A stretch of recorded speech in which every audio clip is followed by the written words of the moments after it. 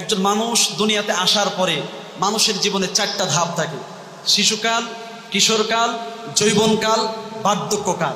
সমান্ত উপস্থিতি, শিশু যখন দুনিয়ায় আসে, সুম্মা নুখরিজুকুম তিফলা, শিশু যখন দুনিয়া আসে ওর কাজ হলো খাবে আর ঘুমাবে। একটু কিশোর যখন বড় হয়ে যায় ও খাবে ঘুমাবে, পাশাপাশি যতটুকু পারে পড়ালেখা করবে। বৃদ্ধ যখন হয়ে যায় শিশুদের মতো কাজ, খাবে ঘুমাবে, যতটুকু ইবাদত পারে ততটুকু করবে, যেটা পারে না সেটা করবে না। কিন্তু বৃদ্ধ যুবক যারা, তারা শিশু না, যারা যুবক তারা কিশোর না, যারা যুবক তারা বৃদ্ধ না। তার মানে যেই কাজ শিশুদের দ্বারা অসম্ভব, যেই কাজ দ্বারা কিশোরদের দ্বারা করা অসম্ভব, যেই কাজ বৃদ্ধদের দ্বারা করা অসম্ভব, সেই অসম্ভবকে সম্ভব করাই হলো যুবকদের কাজ।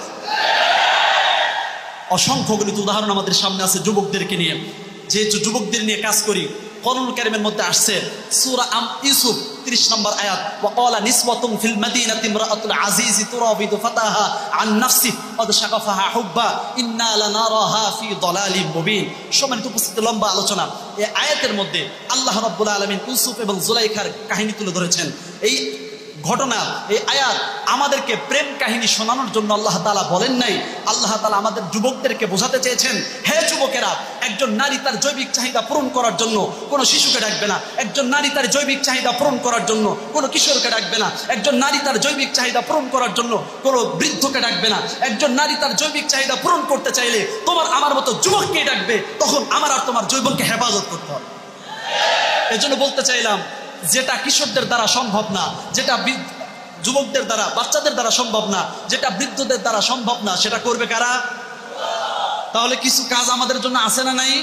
সেই কাজগুলোকে আমাকে বলতে বলা হয়েছে, কিন্তু লম্বা টাইম লাগবে, সংক্ষেপে বলি।